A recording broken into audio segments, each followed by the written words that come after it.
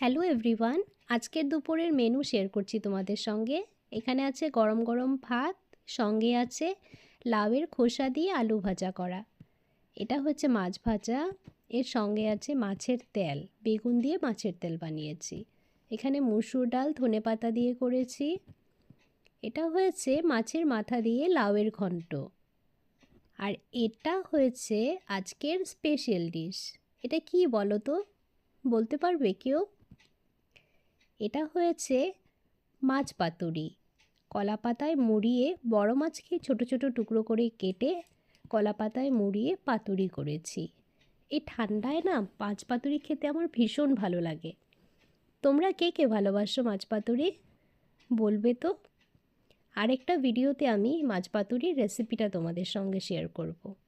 আমার ভিডিওটা কেমন লেগেছে জানিও।